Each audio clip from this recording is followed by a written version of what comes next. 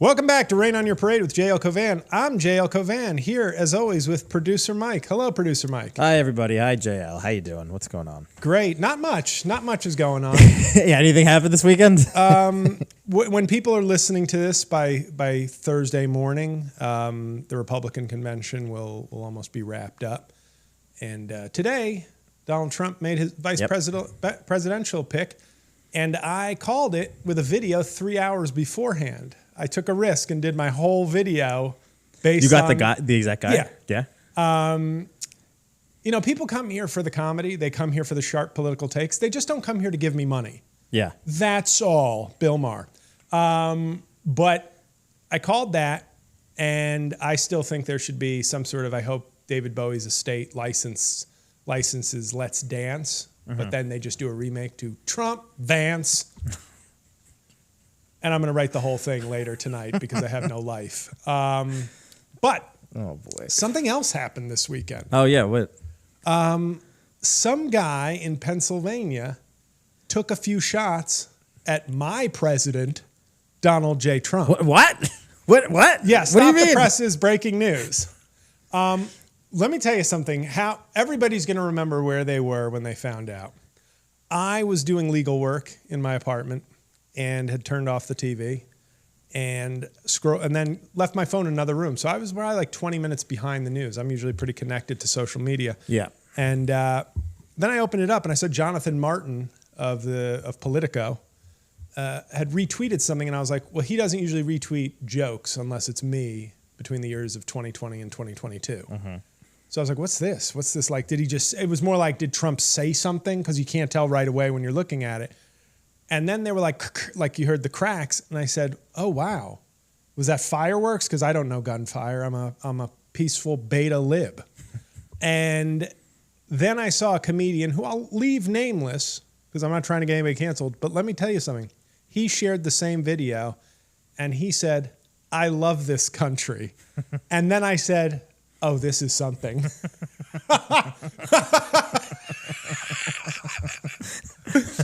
And it's like he did tweet it out. I don't know if he rescinded it. I don't know. Probably not. But comedy is one of those jobs where you don't really have to worry about HR too much. I mean, for crying out loud, he can jerk off in front of coworkers and be treated like a deity. Right. So For a while, at least. Yeah. I mean, you know, eventually you're forced to live on your $15 million that you squirreled away. Yeah. So as you approach your 60s. But the point is, I said, what is this? And I turned on the news and it was like coming together very quickly. But Donald J. Trump, GOP nominee, former president, was shot at. And some glass nicked his ear. And it was... Let me put it this way. This wasn't 9/11, okay? How do you mean? I thought if you told me a presidential nominee was shot at and almost killed in my lifetime, that felt like something from the 60s. Yeah. Or 81. I wasn't really too aware of when Reagan got shot, even though I was 4'3" at 2 years old. But I thought I would be more affected than I was. And this goes back actually to our episode, fans, or new fans, new listeners maybe to this episode, on death, where I actually talked about how social media and the constant influx of news and hype is I think, numbing us to a lot. We had so many big deaths and a near humongous death in like 24 hours. You're probably too young for like Shannon Doherty to mean something. Of course. I mean, Shannon Doherty, it's not like it didn't mean anything to me in the sense that, like, at least Shelley Duvall, I was a little upset, not upset about. I'm never that upset when these people pass, unfortunately, but I understand the gravity. Right. You know, Shannon Doherty, Shelley Duvall, The Shining, and Richard Simmons. You work out to his tapes to this day, right? So it's sad when anybody dies, but you know. But these were like the collectively they add up to like one Robert De Niro. Sure, okay. If we're being honest, you could look at it like that. Yeah, I think I'm not trivializing death by turning it into math equations of human value. Yeah. But this is kind of in keeping with the death episode where it was like, I can use myself as like a control experiment, like where it's like, I was amped up Saturday, and I don't mean that like I was happy, but I was not sad. Like I was I was nervous for our country. Like what's going to happen here? Like what's, but I was not, and I know all jokes aside about, I'm not a Trump fan. I think he's an awful, atrocious human being. And I think most of his followers are garbage. And I know, sorry, Joe Biden. I'm sorry that I'm not doing the whole, let's lower the temperature. These people started an arson in the house. And now you want, and I get it. We all have a role to play, but let's lower the temperature. Can we start with the arsonists? Because they definitely they lit the house on fire. So they definitely raised the temperature the most. But we have to do this both sides. But I was just first impression, I was nervous, but I wasn't sad, which is kind of a weird, because I would have expected myself to be a little more sad. And then I have to give it to him, and we'll break things down. And by the way, you may not know this, Mike. This is kind of like an early birthday present for you, a month in advance. For me? Donald Trump is going to be on the show today. Oh, that's right. Yeah. We have some big time guests. Yeah.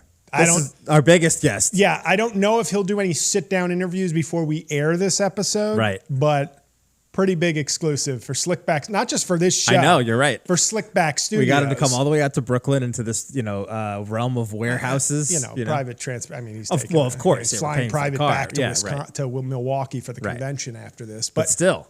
But I will give the devil his due. The pump of the fist. Won him the election. The pump of the fist. It's over. The fight. Yep. He probably wanted to say the N-word, but he had the presence of mind not to. But then you think to yourself, and I tweeted all this stuff, but I'm really condensing it for the people. Some would say presence of mind. I would say unprecedented narcissism and brand awareness. Yes. Like when I agree with. Yeah. This is the thing he does best. The adrenaline pumping through him didn't make him go, let's get to safety. It said, opportunity. He told them to hold on. They were trying to rush him off the stage. He's like, hold on. Where and are then my he pumped shoes? the fist. Yeah. I tweeted out, I was so on my fucking game when this happened. That's what scared me. It was like I had the same adrenaline rush. Because I think me and Trump are kind of like Voldemort and Harry Potter. Uh-huh. There is a connection there.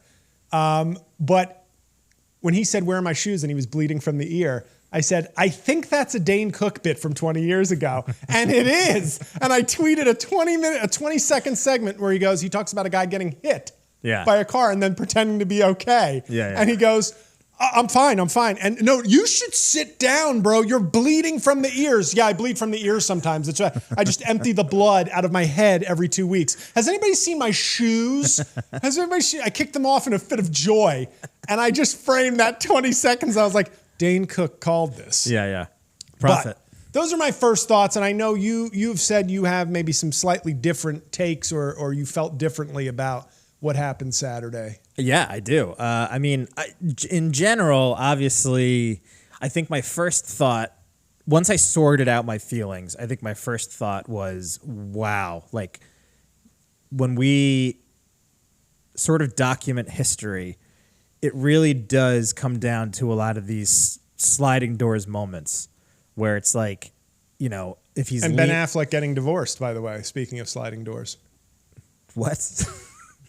Wasn't he in Sliding Doors? I don't know. I've never heard of that movie. You just get to reference the movie without knowing it? I was just referencing the language that we speak. You're going to say Catch 22 and not read the book? I stopped the book twice. Yeah, I didn't like the book or the movie. Thanks for... I have no idea what I was saying. Since I listen and I'm a good friend and content creator, these sliding door moments. Sliding doors, history, that's right. All right. History really, if you look at a lot of major world events, they're very dependent on, we know now, millimeters. Trump moves his head to the left, a millimeter, and God knows what the fuck happens. His head explodes on TV. To me, I feel like it stokes the flames for potentially like a real civil war. Is that crazy to Guns think? N' Roses streams explode the next day. I don't need your civil wow. But so that was my first thought where I kind of came down from it, where I was like, almost thank God that it missed, because I think it would have actually ended up worse for the country. I don't know. I don't know. I think this whole scenario really puts everybody in a bad spot, because I do think that this sort of solidified the election for him, because as this is happening, 2 days before that, Biden calls Zelensky Putin, and now Trump survives an assassination attempt. It's like, I mean, these guys could not be on two different sides of the spectrum. You're starting to really see separation in terms of the strength factor. Yes. I mean, good God. It's just so bad. So there's that element of it. But the one thing I will say, and obviously, I think I've made my position very clear on this show to our listeners. I am not a Trump fan either. I think we are in agreement. He's a really Why bad does Mike guy. love Trump so much? People DM me. Horrible guy, convicted rapist, criminal. I think that he should be punished accordingly. I don't think that you would know better than I would, but I think I was reading somewhere that the crimes that he actually committed and what he got convicted for, I think like 30% of people see jail time for it. So I don't know that he would even Though, of be. course, if he were not a president, somebody that unrepentant and attacking witnesses would be in the 30%. Oh, yes, for sure. Yeah. Other than the presidency, he would be in that percentage that get jail time. Totally.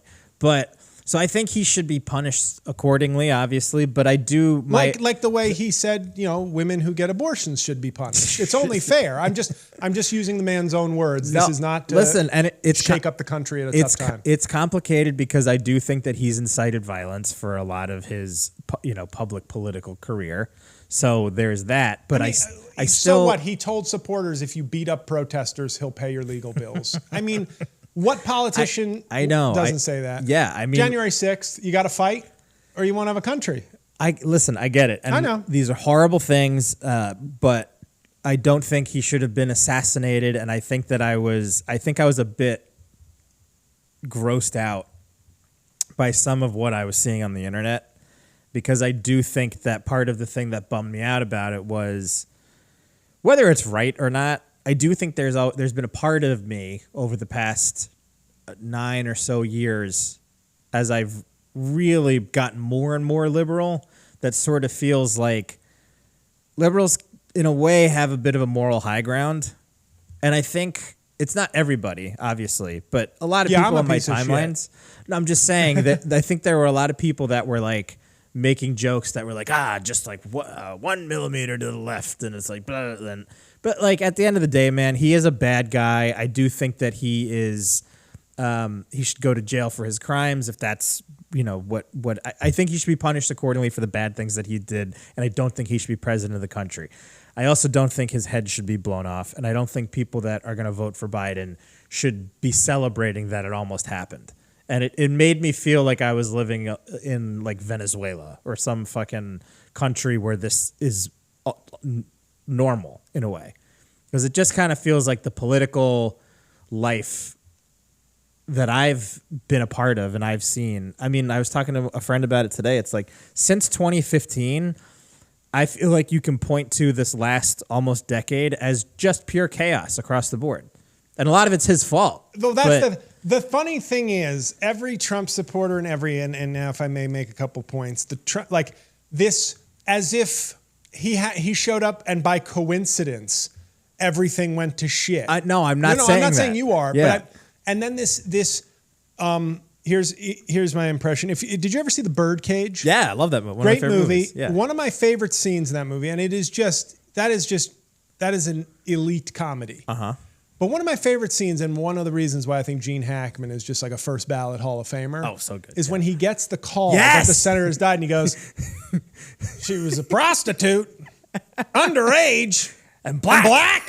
And in that order, the humor of that is that's the level of outrage that this Republican senator felt. Yeah. The black at the end was like, "Oh my God, we've got a problem. Johnson's dead. I can't fucking believe this. I'm ruined."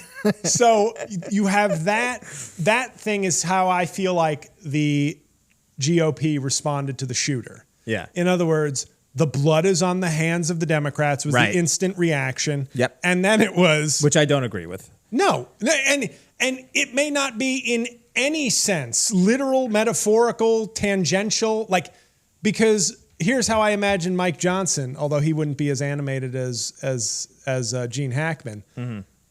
We have the identity of the shooter. He's white with an AR-15 and a registered Republican. Yep.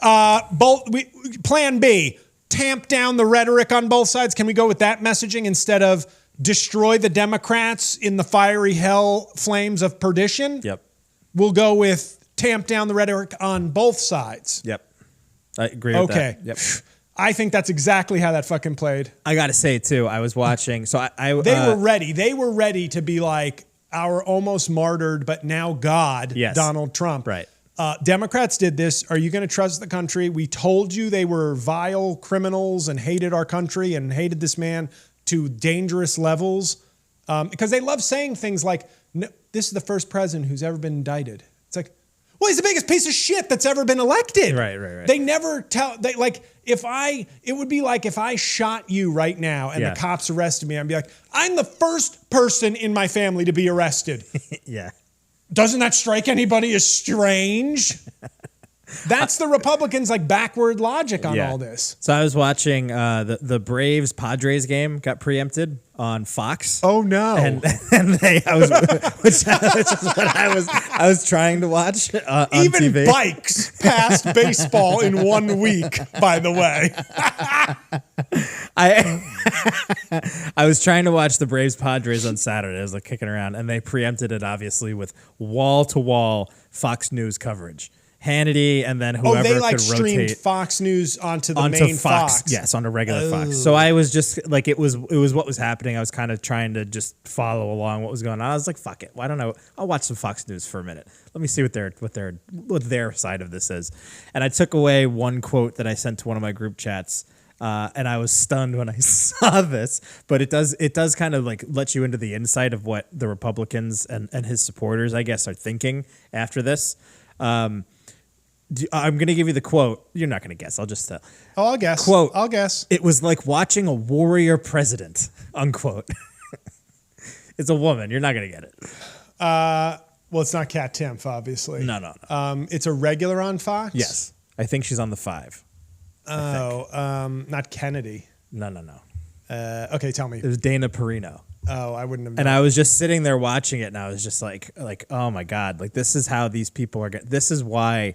That was really, think that was my first thought. Like, well, the election's over. Yeah. This guy's won it because these people now are going to be ultra invigorated. I mean, dude, it's scary because we're moving into a really violent period of this country. I think I really don't know what's going to happen over the next. I don't know. I'll even say decade, but I would say shorter than that. I am a little nervous, and I really do. There's a big part of me that feels like if it actually would have happened, something really bad would have happened. Yes. Like, I don't know about like a full-on fucking declarative civil war, but I think it would have been, there would have been a lot of like Trump supporters I'm going to make a getting their historical guns. comparison. Yeah. It would have been the 1863 New York City draft riots, which was when the Irish, my people, Half your people. nature's original Italians, when they were racist and didn't want to get drafted into the Civil War for, insert slur. Yeah. They decided to go around New York lynching black people. That's what I think would have happened if it was a migrant center burned down. Right. If it was driving around in your Ford pickup, gunning down people. Attacking Democrats, Or just even something smaller. Like, did you see that whole stupid shit a couple months ago, the Truckers for Trump thing? That when he was on trial, they weren't going to like bring goods and services. that was like a couple of years ago. No, that just happened. Then there's been multiple or maybe it Truckers happened for again. Trump Oh, movements. dude, Yeah. It was like I think when he first went on trial at the earlier point of this year. But there were all these videos that were going out. The New York Post was running it and stuff about people that were just like we vote for Trump and we drive trucks and we're just going to not bring this stuff into Manhattan. Whoa. But it's like Yeah. that. If they actually decided to not do that shit, that would be at the least it would be a pretty major inconvenience. Yeah, you know? and then completely politically motivated. right, and all the drivers who wanted to continue doing their jobs would probably look different and be treated differently for their willingness to do their job. Maybe, I don't know. I know and the Teamsters boss is going to speak at the Republican convention. Oh, is he? Which I love because the rank and file are obviously divided, but it's like, once again, we've talked about this. Who's better for unions? Joe Biden, who pickets with unions, stands with labor, has fought for actual, or the guy who doesn't even pay his workers. Yeah. But, racism is its own, its own reward. Yeah.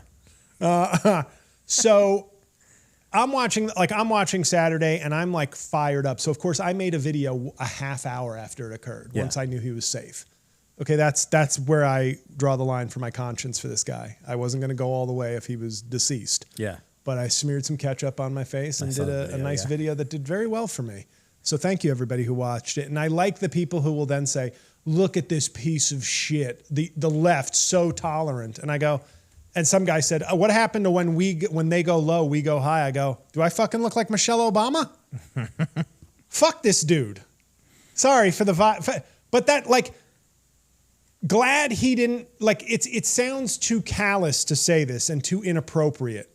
But just unlike Trump, I put the country ahead of any particular individual grievance or beef. Sure. Okay? So I'm happy he survived.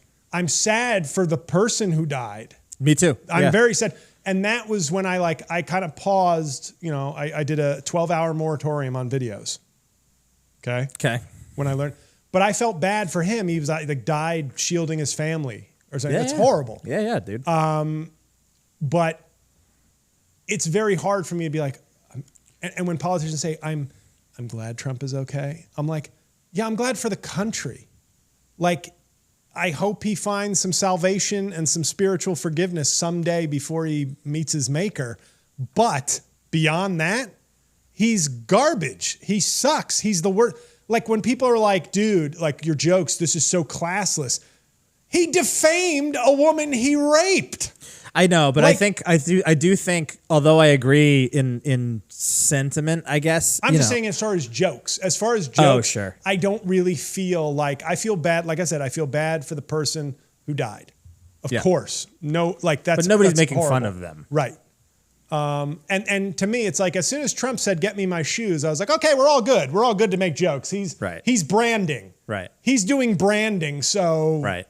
I think we're good now. Now it's, and it is, anybody who says it isn't, don't be one of those libs who's like, it was fake or it was, that is an iconic photo. And you got to give, Fox News, that is a soon to be Pulitzer Prize winning photo. Absolutely. And in every American history book for the next 2 centuries. Yep. If we have a country then. Right. So. Yep. Kudos, shout out to I don't know who took the picture, but good on that photographer too for hanging in there and doing that. I mean, I wouldn't have, I can tell you that much. If I would have heard those gunshots, I would have been like, okay, somebody else got the scoop. Yeah, but that is enough, there were also 400 teens taking selfies of it at the same time. Yeah, but That's a joke. I get you. Yeah, okay, yeah. Jesus. It's a turbulent time here, JL. Yeah, it is. If only we knew who caused it. Both sides. The kindly old man and the tyrant, equally guilty, of course. But this is, and then today I thought Eileen Cannon, and then I'm my stomach is starting. I had this shitty Chinese food last night. Are you gonna miss the Trump interview? I don't want to, but this might be a long bathroom break, and I don't want to. He's on a tight schedule. Wait? No, I can't. We can't wait. When he gets here, he gets here. Okay. If I'm back, great. If I'm not, tell him I said fuck off. But okay. But what was I talking about? I don't remember. Yeah, good. I just think I don't know. There's so many points that can be made here. But no, Eileen Cannon, the judge in Florida today, against pretty much every legal scholar, professor, and judge, dismissed his case. Yeah.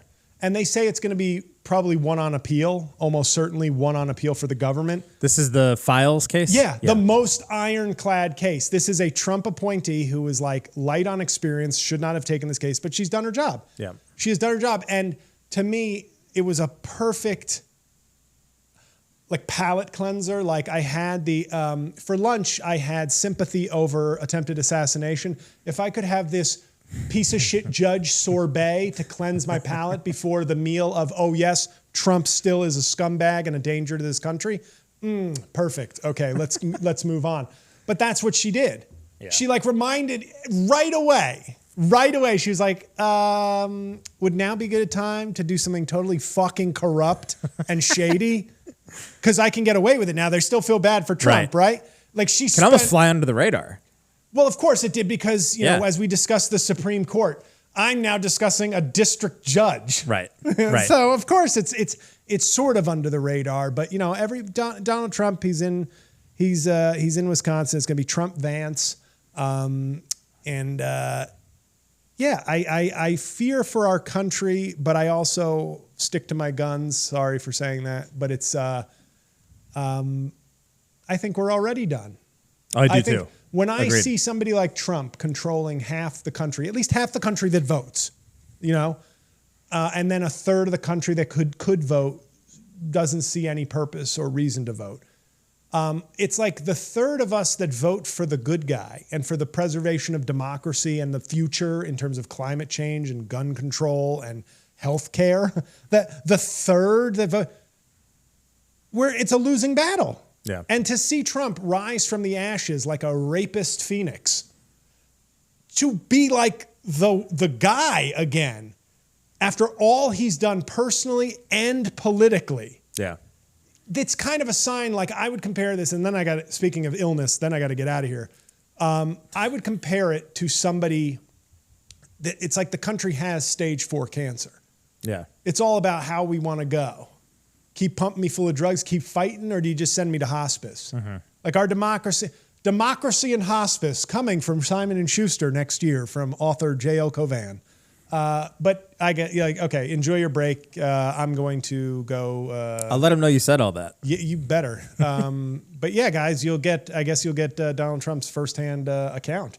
I guess I'm on my own. Only a classy podcast would do this. That's right. He would only appear on a show that he knew would handle this, as much as I don't like him, with the care and respect. And dignity. That's the word. Dignity most of all. Yeah. Integrity. Mike knows, you know, if I had a middle name, it would be Integrity. That's right. So let's go. I got to go. And Mike, good luck with the 45th and maybe 47th president. All right. We'll be right back with Donald J. Trump.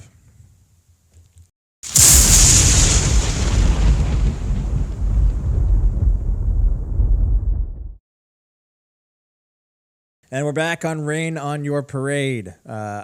It's just me, Mike, the producer. JL had to run out. He's having some bathroom problems. He loves Mexican food, and our next guest is somebody that he might like Mexican food. By all accounts, he hates Mexicans. I'm now joined by Donald J. Trump. Thank you for being here, Mr. President. Well, I thought we were going to be talking to JT, who at least, you know, I thought I could finally tell him what I think of him, because he's a nasty. I think you'd agree he's a nasty guy. To you specifically, yeah, he's not the nicest. He's not always. I listened to some of your shows. I think you're doing a great job, by the way, with Wetback Studios. I think that's very good stuff. Thank you. You know, because it's like, this is what it's about. Entrepreneur. Right. It's like a French word. But you're like building a business, and you probably started during my presidency, let's be honest. And all of a sudden you're moving studios because of Sleepy Joe's economy. It's rent's going up. TikTok Shop is ruining one studio. So it's very nasty what's going on. But I've always thought you did good work.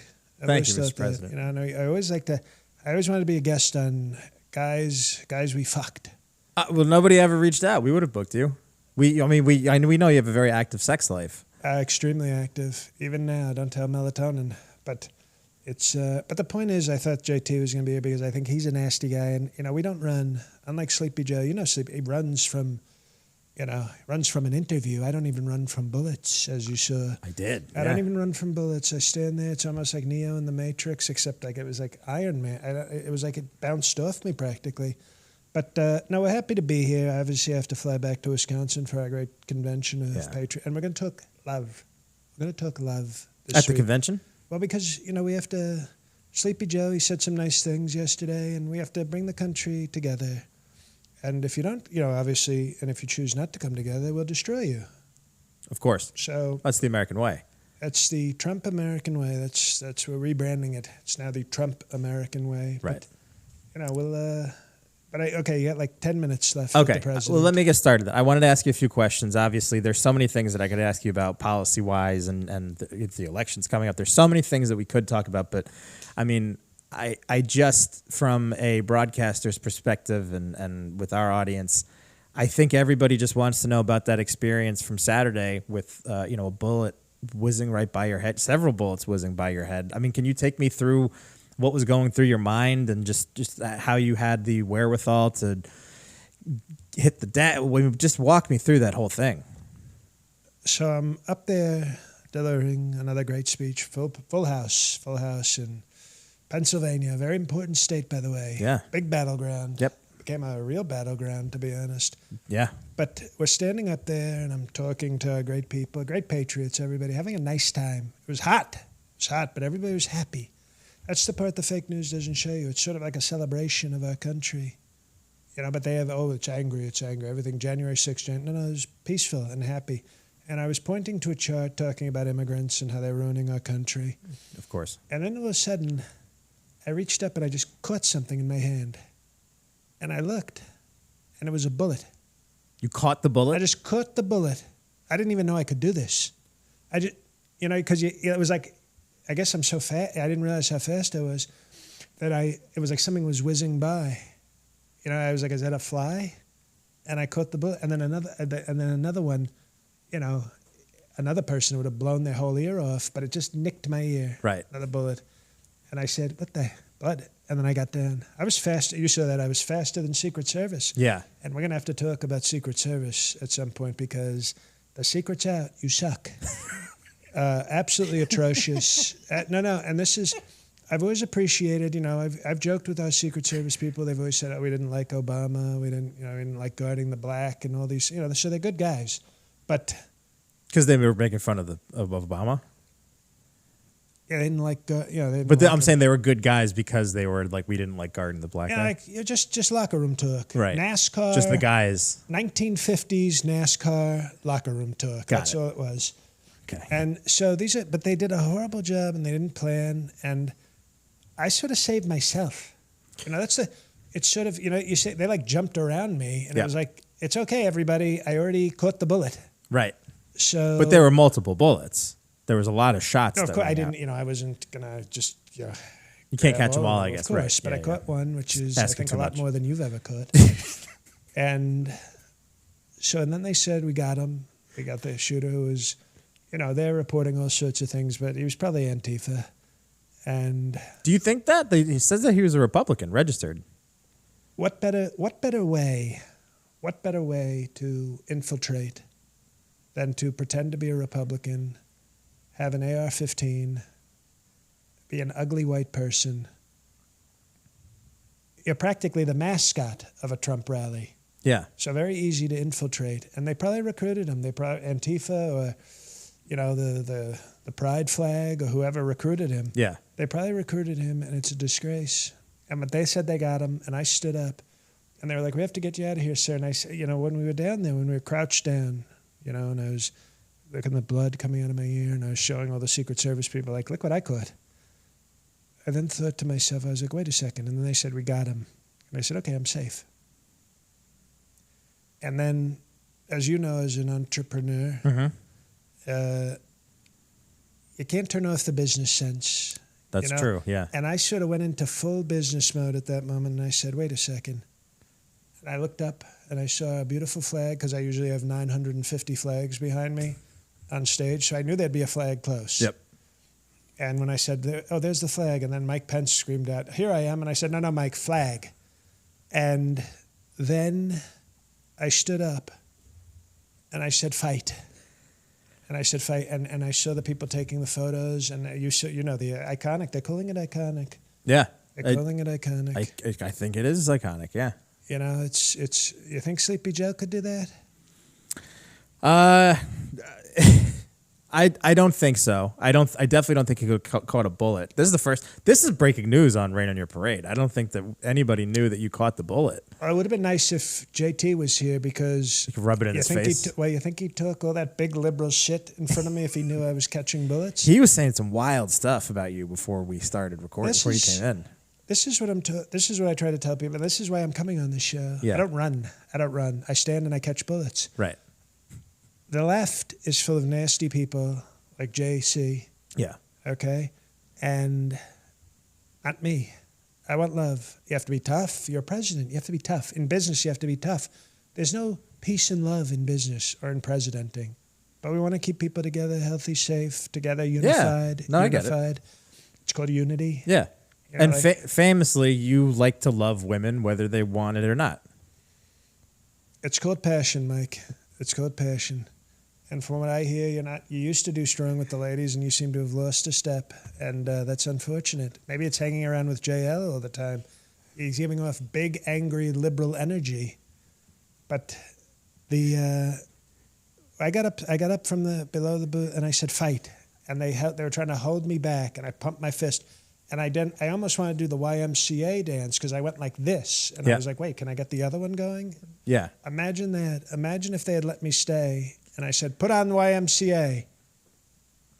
Did you, so that, since you caught the bullet, there was a whole kerfuffle on stage. Was there, and I know obviously you had your. And by the way, Yep. we lost a life at our rally. A great guy, Yep. firefighter.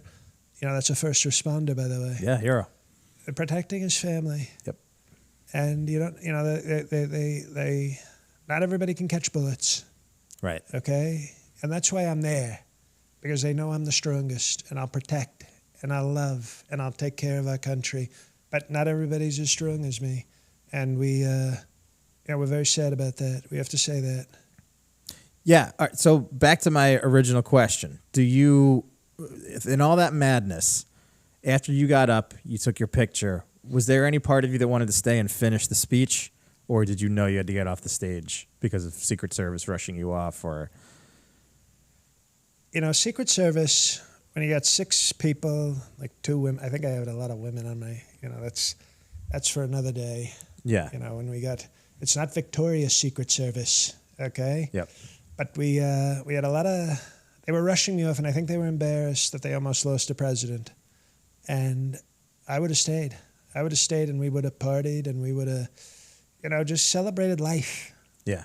What better way to be pro-life than to catch a bullet? Okay? Yeah. I'm actually thinking, while I'm in Wisconsin, I may just run into abortion clinics and catch the abortion drugs before they go into the women. Because when you're a celebrity, they let you you can grab them by the abortion surgery. Right. That's what I've heard. Any other questions? Yeah. Well, so knowing that the Secret Service kind of didn't do the right sweeps and they didn't get the guy. I mean, there's some videos where it seems like people in the rally were spotting the shooter clearly and shouting out, "Hey, there's a guy up there with a gun." Right. You had. Did you have to fire anybody from the Secret Service? And if so, how did you do it? Well, we're going to have to look into our detail. Okay. But obviously, now that we have Sleepy Joe running the Victoria's Secret Service, we're going to have to, make some requests. But obviously, some people should get fired. Mm-hmm. A lot of people probably should get fired. And I think that, when you have, like, hillbillies wearing visors doing a better job than Secret Service. Yeah. Maybe we should, instead of Secret Service, we should have the Hills Have Eyes people. That seemed to be who caught the guy first. Yeah. We should have them. Yeah. Look at us in our nice They already have guns. They have guns. Yeah. And they want to protect their president. They actually want to. It's not a job. It's a passion for the Hills Have Eyes people. So, I don't know. We have to look into that very strongly because we can't have this happen again. Because, It hurt. I'll admit that. Once the adrenaline went off, I was like, ooh, my hand hurts a little bit from catching the bullet. Yeah, I imagine it's a lot. One final question for me, and then if you have any statements that you want to make or anything, we're happy to give you the floor to do so. What did you think of current President Biden's response after this whole situation? He addressed the nation, obviously, and wanted people to cool the temperature down, quote unquote. Do you have any response to that, or did you have any feelings about what he said? I did. And he made a nice phone call to me. Did he? You know, he said he was gonna, but... He called me. It was brief. Yeah. And he said, how are you doing? And I said, who is this? And he said, it's Hunter. And I laughed because he didn't even know who he was. But he said, Joe. It's Joe, Jack. And I said, well, Joe, Jack, thank you for the call.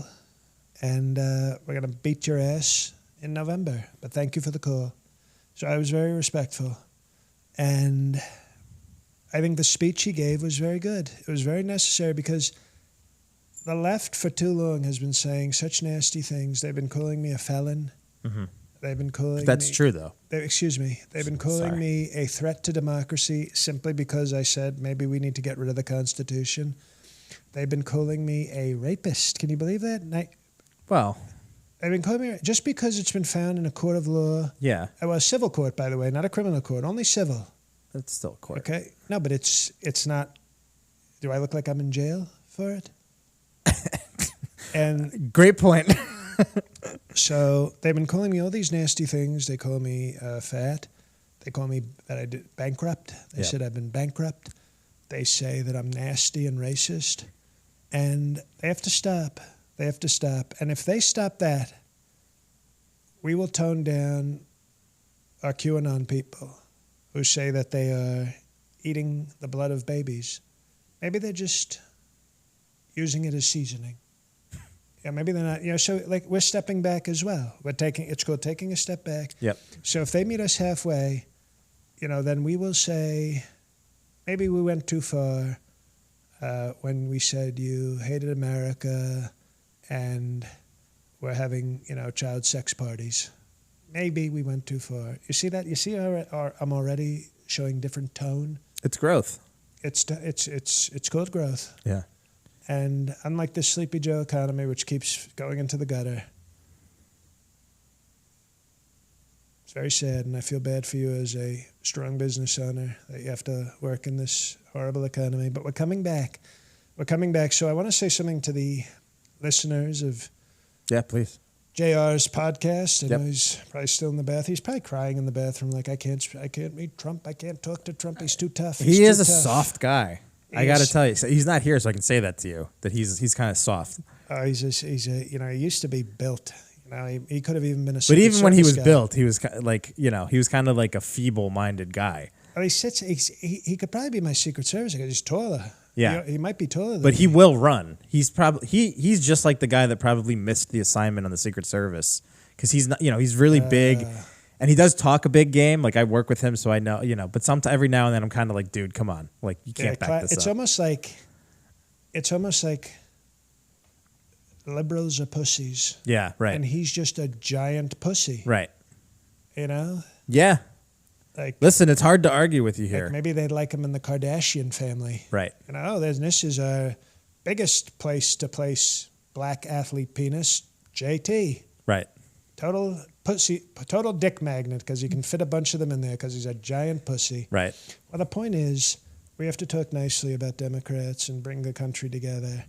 And we're going to do that. You're going to see not a different Trump. It's still tough. But now when you catch bullets and survive assassinations, people no longer have to say, oh, are you tough enough to run the country? Now I don't have to shit. Now people know. Yeah. So now we can talk policy. We can talk about a lot of policy. We have so many policies, too many to get into here, but we have all the policies, top policies, and also great policies. So if you're out there and you're a radical left person who likes J.L.'s horrible podcast, in the words of Suge Knight, remember him? He was in Death Row Records. Yep. Suge. He was Suge because he was like super huge, so they called him Suge. Right. If you're tired of the radical left losing and trying to assassinate great presidents, come to MAGA. So we're going to turn the convention into sort of like a White Source Awards. So now I have to go. I have to fly back to Wisconsin. But Of Mike, course. you've been very respectful. I Thank would you. expect nothing less from a strong Italian. And good luck with JT. I think you should dump his show like a dog. I appreciate it, Mr. President. Have a safe flight back to Wisconsin. We obviously appreciate you taking... Bye-bye. Goodbye, Mr. President. We appreciate you taking some of your time. That's it with former President and potentially future President Donald J. Trump. We will be right back. JL, I'm going to go get him out of the bathroom, but we have some comedy talk coming on the other side of the break. Stick around.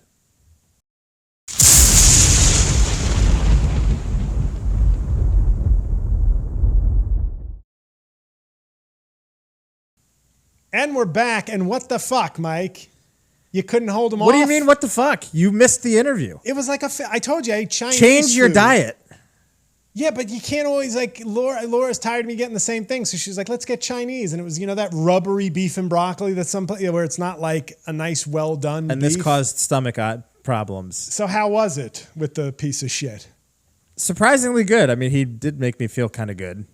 He complimented my business, which was very nice of him. And he doesn't like you. Had some very not nice things to say about you. Well, you know what? It just shows you the level I'm at. Maybe you should be more grateful. If I'm the level, did he even mention any of your other clients or former podcasts? He did not, no. Didn't even mention Guys We Fucked. Oh, he did. Well, he said he wanted to be on Guys We Fucked, I guess, but he, yeah. So maybe that's where I should be getting treated if the former president thinks, if he's beefing with me, maybe this show should be a lot bigger and more respected. Are you telling me or are you telling the with audience? more clips. Anyway, let's do Punch Down of the Week. Clips. Go ahead. Guys, this is a good one.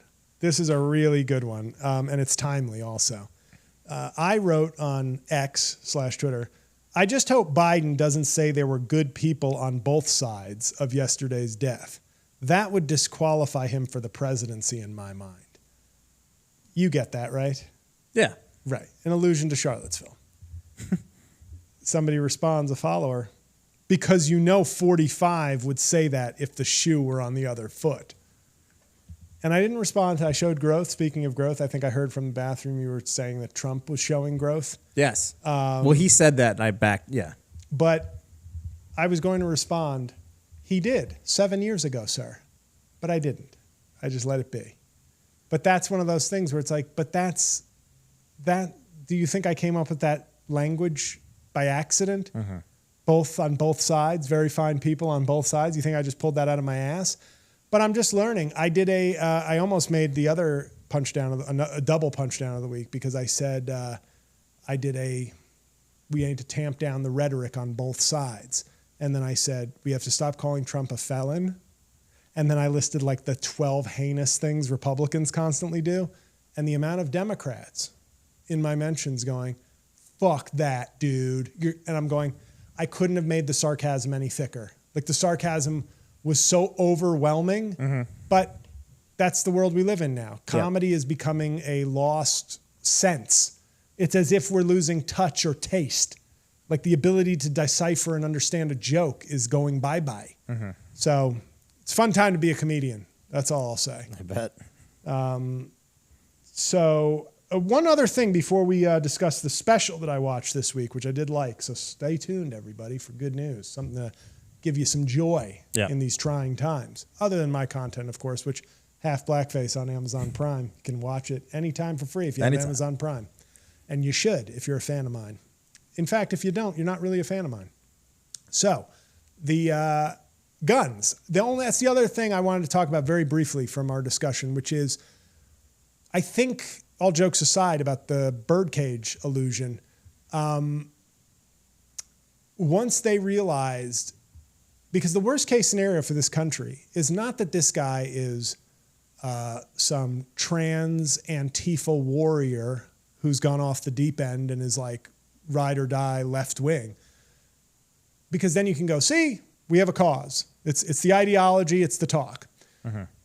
Well, what if this guy, just as everything seems, a guy who his coworkers had nothing really bad to say about him? Not like nobody was saying like all they said was he was bullied in high school. But friends, he had some friends, a couple of friends, and they said he was like a nice guy. His coworkers at a nursing home said he was a nice guy, pleasant worker.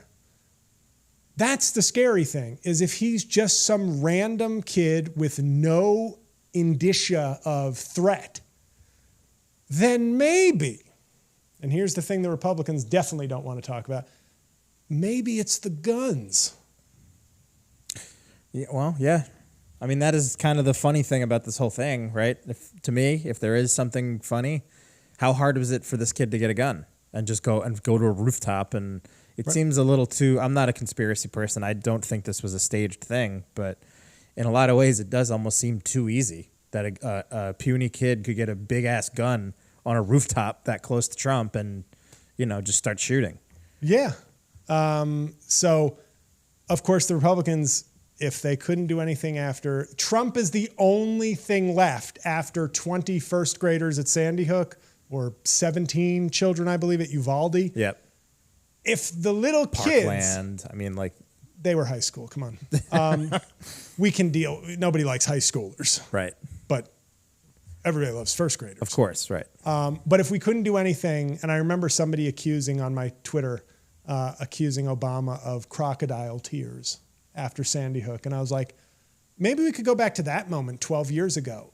Like maybe it was the racism and the birther. Who started birtherism? Well, yep. Hey, wait a second. Donald Trump did birtherism too? Yeah. You mean he accelerated and put racism in politics on steroids even before he was president? Wow, I have to rethink my whole Donald Trump is a great guy argument. But that whole thing, when somebody can accuse the president of crocodile tears as if being upset over 20 slaughtered first graders can't bring any normal person to tears, let alone somebody who had probably seen the evidence and had to meet with the families. Forget the rhetoric now. We were a sick fucking country then. Yeah. We were already sick. And the fact of the matter remains, Obama became president, and that motivated the worst people in our country, including Donald Trump. And if it didn't start there, man, that was lighter fluid to whatever fucking issues we had, and it's only gotten worse. Mm-hmm. So like I said, on Twitter, if somebody can actually accuse the president of crocodile tears when talking about dead first graders who were slaughtered, we've already got a major problem. That you can't believe that this man has some humanity.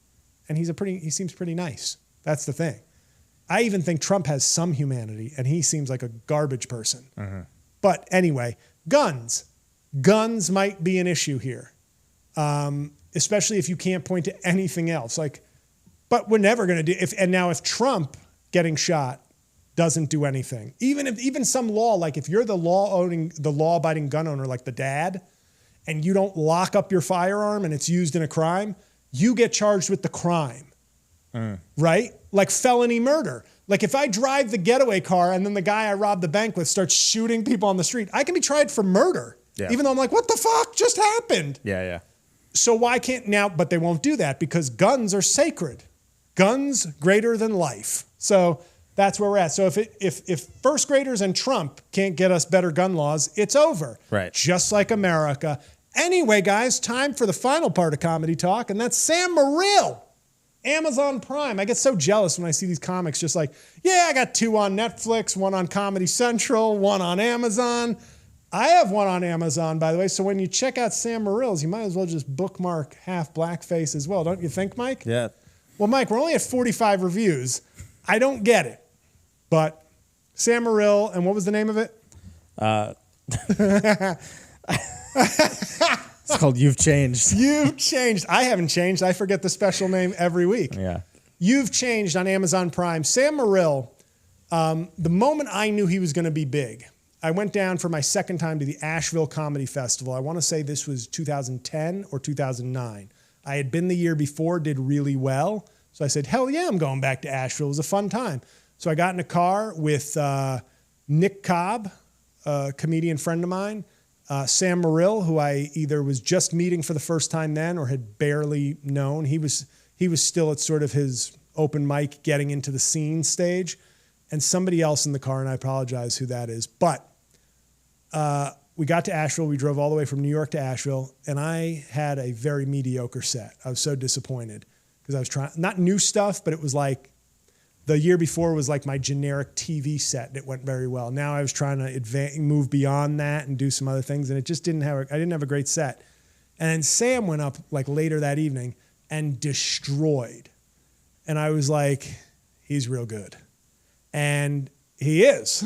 And he is kind of, I hate to compare and put down another comic. Like Dave Attell is a very revered comic, but I think just the way you could compare an NBA player, like, Giannis is better than somebody who's had a better career. Like Giannis is better than Kareem Abdul-Jabbar. He won't outrank Kareem, but on just like the nature of training and expanding your game, et cetera, if you swapped them out, 1981 Kareem is not doing what 2024 Giannis is doing. You get my point. Sure. Right. I feel like that's when I watch Sam Morril, I see somebody who is an elite joke writer, and the nature of comedy now where you've got to keep producing more content and you're podcasting. So you're always in joke mode, content mode, writing mode. I think the business demands more and is making, I don't think people are taking as big risks necessarily as they used to, but in terms of just being even more competent, sharper, and voluminous in their material. And when I listen to his stuff, I see a more like Dave Attell 2.0.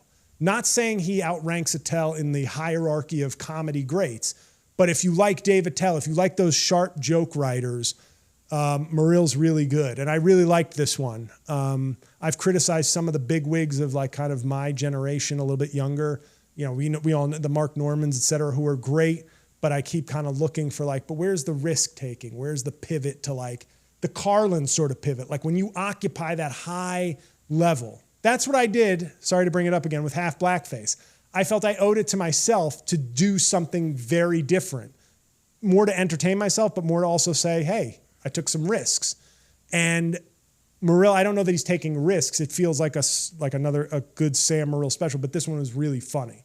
So not everybody has to do that, but you know what I mean by like the George Carlin sort of, sure. Like he was this kind of comic and then he made like a pivot, and was considered great in sort of both eras of his career.